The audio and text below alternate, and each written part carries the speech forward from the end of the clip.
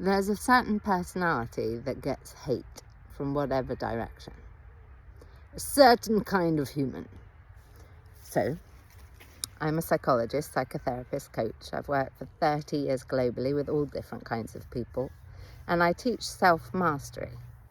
How you master your thinking, how you feel, and what you do with your behaviour so that you can have a life of thriving and not be one of the people on their deathbed, top regret of the dying. I wish I'd had the courage to live the life I wanted instead of the life I thought other people expected of me. My name's Poppy. I'm unaffiliated. I work for you. And please take what you want, leave what you don't from anything I ever say. Indigo child. Have you ever heard that term? And if not, you might have a look and see if it resonates for you. There's a certain kind of person that lives on this planet. And there's a difference in you that you just cannot contain. The truth always comes out in the end. So there's a challenge to the norm with who we are and how we are and what we feel and the kind of people we want to be around and connect with and how we need to live. That's authentic, integrous, what we're thinking, feeling and doing. We have to live that way ultimately in the end, whether we've had psychotic episodes or addictions or abuse or anything else that we've used to attempt to contort ourselves and align with the nutsness of our planet, align with the institutional gaslighting. You shouldn't be like that, you shouldn't learn like that, you're stupid, you're mad, you're bad, and all this stuff. Ultimately, it's the people who do it somewhat differently, who essentially, and in my opinion, are leaders. It's permission making if people choose to be able to look at someone else's difference and someone else's presentation out there doing them, and we can use it as a guide for our own expression of who we are. That's why, in my opinion, it's very important that we do our best job. Any of us, when we go around the place, people are taking cues from us how to be. Like little children, really. If a toddler stumbles, the first thing it's going to do is look to an adult for what they're supposed to do in response. A lot of children, when they fall, and the parent is fairly grounded, non-anxious, non-fearful, they might say, "Oh, darling, are you okay?" Whereas when we're anxious and bad can't happen and we don't feel safe, we can be more neurotic. "Oh my God, yeah." And then, of course, the child is like that. Like my little brother got spider phobia when he was little from watching me scream and yell. And I got it from watching my grandma scream and yell. So these things pass through the generations. We're all looking for guidance because we're tribal and we get kicked out of tribes frequently. So we don't want to. We want to be an essential worker so we can be welcomed. So my argument is, whoever's doing life differently, whether we like it or not, they are one of the leaders to say, if I get to be me, you get to be you. However, there's an incentive often and benefits for us to be the same, which is why, in my opinion, the school system teaches us to be a certain way. You don't think for yourself, don't think independently. You have to learn this, read this, memorize this, and then when we give you a test, you write this and only this. If you buck the system, you're bad, mad, and so on. Difficult, disturbed. We're a threat to the norm, because essentially where many of us come from is we all get to be invited to this thing called life, regardless as to who we love and not love. Love is love. And someone said, and I forget the flipping author, of course, he said real love is when we see ourselves in everyone else. That when someone's kicking and screaming and yelling in the street, if we choose, we get to identify. Have I been yelling in some kind of way in my life, in fear and distress at some point, whether or not it was in a dream or literally? Have we been screaming for attention? Because that's what that person is doing. They're in fear. So we get to consider context with everything. we have a reason. If somebody shows distress, they're afraid, and there's a reason for them being afraid, even if it's not something that we would do. Can you see yourself in others? Yes or no? And if not, is that generous? Is that generous? When other people threaten us, that's why people attack. That's why we get hate. Somebody sees in you something they cannot do for themselves and or will not do. So you get to be this piece of something for them to project their own insecurities onto. I'm not allowed to be me, so you cannot be you. And if you're you, I'm going to have to cut you off. I can't take it. I will dismiss you, punish you, shame you, cancel you, attack you, kill you off in some kind of way because I was not allowed to be me. So you cannot be you. Because the alternative would be we get curious about other people's difference. That's why people attack. They don't trust it, they don't understand it, they fear it, so they'll defend themselves.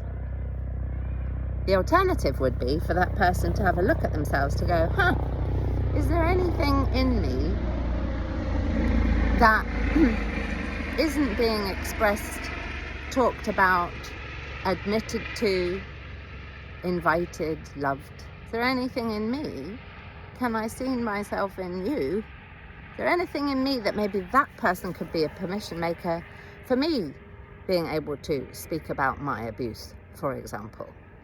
People who attack are very insecure. They've come from a lot of trauma. They're afraid. They don't feel grounded. They don't feel they can protect themselves if and when they need to, so they shout and protest. Everybody, they're bad in the feed. See me, hear me, it's me, see me, not you taking attention from me, is what people are doing when they attack. They're attempting to recruit other people to bully and shut you down. They're insecure, they're hurt and wounded people. However, the degree to which we get hate and we are consumed by hate and we swim around in hate and we talk about it and we moan about it and we get hurt about it and we get distracted about it and we think about it and then we get more, the degree to which we have those responses to the hate is the degree to which we don't know the tools we have or appreciate them. The hate and the attack is a backward compliment. It's saying there's something about you that they don't have or refuse to have. Your freedom, your delight in your creative something that's unique to you. I can't be unique to me, is what they're saying. That's not allowed. So if I can't do it, you can't do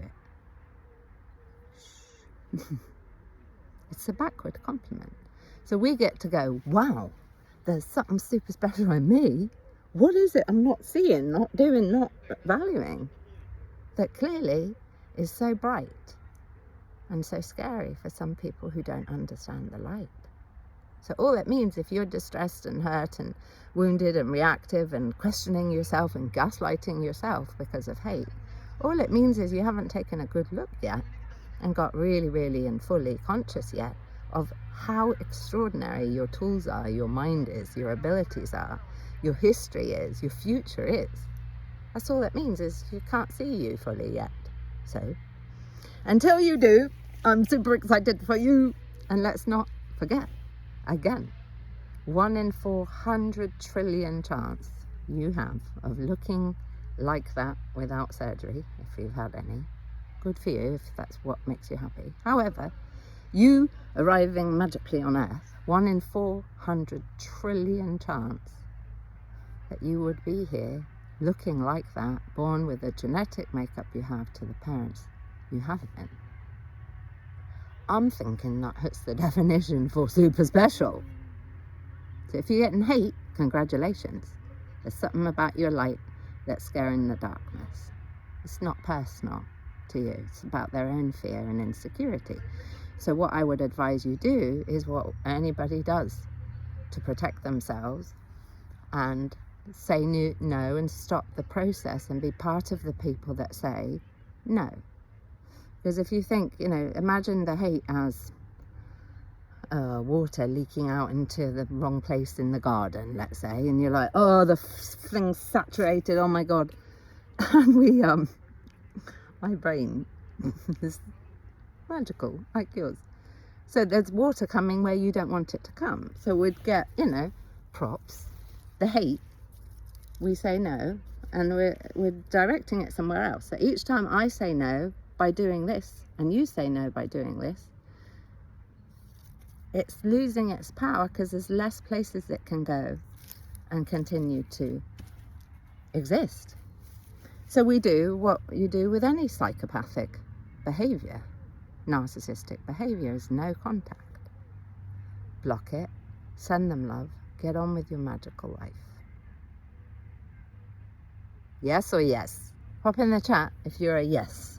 Okay, I'm going to look at me and what I'm not seeing in me and not appreciating yet in me. I'm going to take a good look at all of my special features. Someone used to call me special needs, and I'm like, great, thank you. Yes, I have special features. You are hybrid. Congratulations. Go forth and enjoy your journey. And in the meantime, if you would like some support or some chutzpah to meander and meet with yours, come on this page and hang out. It'd be great to have you. Please share the video if you feel that it's helpful. Let's help people see themselves for what they are, and then we get to do something with it. If not, we're going to stay quite small and quite damaged and invite more damage, and I'm not a fan of that plan. How about you? If this was helpful, pop it in the chat. Equally, this is part 3 now. So obviously there's a part 2 and a part 1 if you'd like to see it. The first one is Psychologist Speaks to the Haters.